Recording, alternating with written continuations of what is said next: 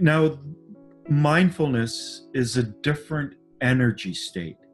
According to Mr. Gurdjieff, according to these teachings, and this is his wonderful way of language, he says we are cosmic apparatuses or apparatuses designed for the transformation of energies.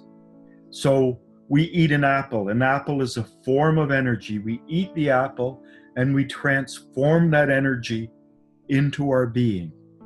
Air is a form of energy.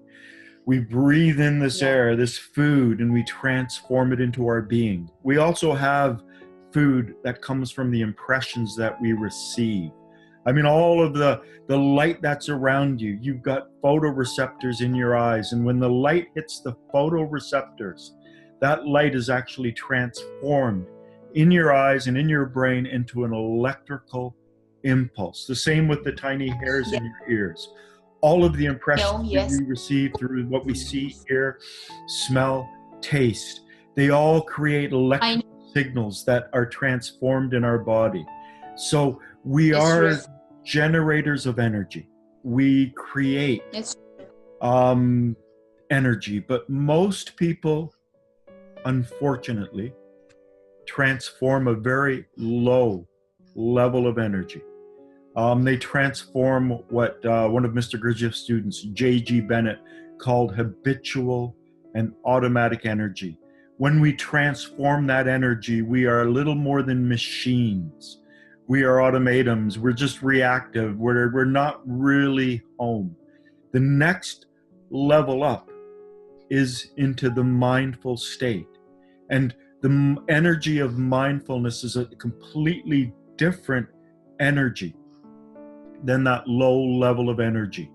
The mindful energy, that's the first level. Within Mr. Gurdjieff's teachings, he doesn't use the word mindful, he uses the word personally conscious.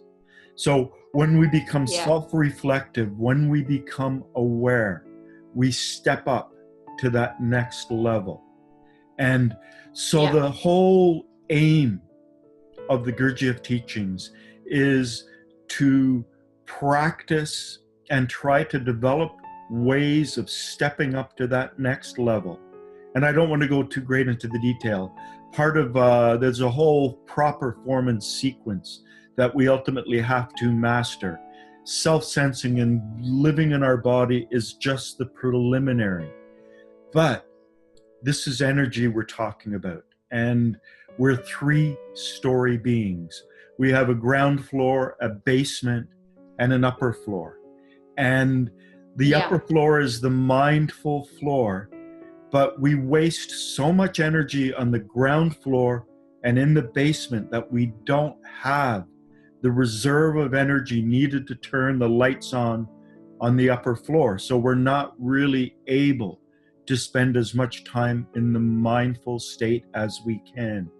So the other major part of the system is working from below, figuring out where we're broken, where we're leaking energy, where we are in need of improvement. You know, we've got to figure out what our breaks are. So part of what I'm going to be doing with the group is encouraging people to step up, to step up, to step up to higher realizations, to higher mindful states. And part of it is to dig deep into our, past, into our history, into our childhood, to figure out where we are broken, where we are fractured.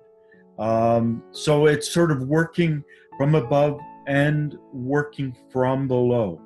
So, there's an intense amount of self-study, an intense amount of figuring out where we got broken in our childhood. And we all got broken in our childhood. We all have problems. We all have emotional blind spots. We all have things that set us off, that make us angry, that upset us, and that make us depressed, and, all of these things. And, the thing to do is to figure out what these feelings, what these thoughts, what these beliefs are, and to begin to work through them. So, unlike a lot of systems where they just say, meditate, get up in the morning and meditate all day and just meditate and meditate. This system also takes the view that, well, why can't we be in that mindful, meditative state? What is so difficult about us accessing it? And so we work on all of those other problems, figure out where we're leaking that energy so we do not have to spend years and years and years meditating. I mean, this is why Mr. Gurdjieff called it a quick way, a sly way, because we just go in with sort of precision and figure out where we are broken and figure out ways to heal ourselves. And fortunately, I am a hypnotherapist. I've been a hypnotherapist for 28 years. I know where people are broken. I know the general patterns. I also have an understanding of how people can heal themselves.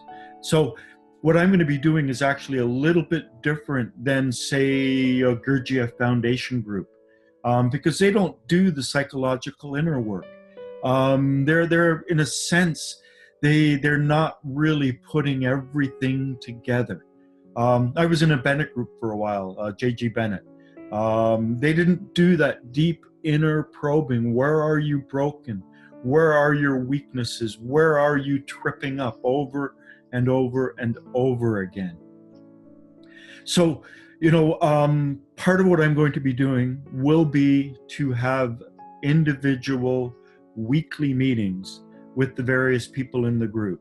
Approximately an hour, maybe a little more than an hour, where we actually probe, where we try to figure out where you're broken. For me, it's what I do with my clients all the time. I just, rather than seeing you in person, we'll figure it out through the internet. So it involves going back to your childhood. It involves, important questions from my end is, do you have siblings, brothers and sisters? Are they older? Are they younger? What's the age difference? Was there a lot of sibling rivalry? What about your parents? Are they still together? Did they love each other? Was there a lot of problems in the home, or was it a loving home? What about your childhood at school? What about all of these experiences? Were you shy? Were you timid? Were you angry? Were you depressed? Were you frustrated as a child? Were you just all of these different things to figure out where the energy is leaking from? And then the other thing that I want to do, and the individual sessions, talking with everyone, we can arrange whatever throughout the week.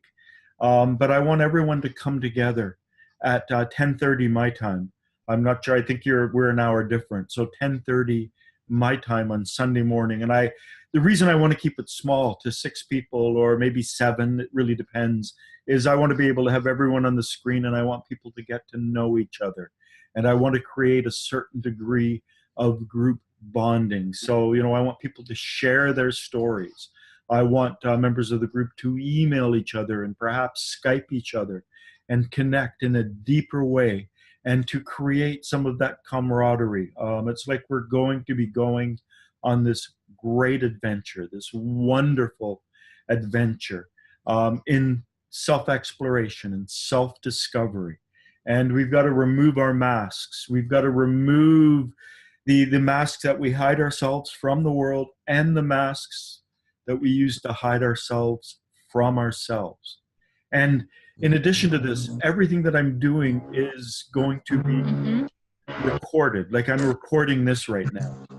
And so I want to use this as a teaching facility or a teaching experience. So I have I started a Facebook group a few weeks ago, the Gurdjieff group of Toronto, I'm calling it.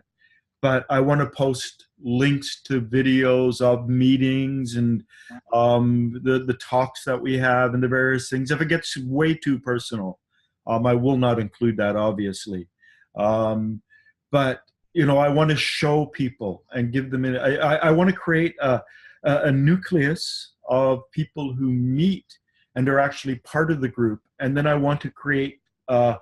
Put them online and do it in such a way that other people can come along and they can watch the videos. They can, in their mind, pretend that they're a member of the group and do the various exercises and think through these issues on their own. I'm calling that sort of like a mesoteric circle. We have exoteric, mesoteric, and esoteric. They're like concentric circles. And the exoteric, that's just the general population.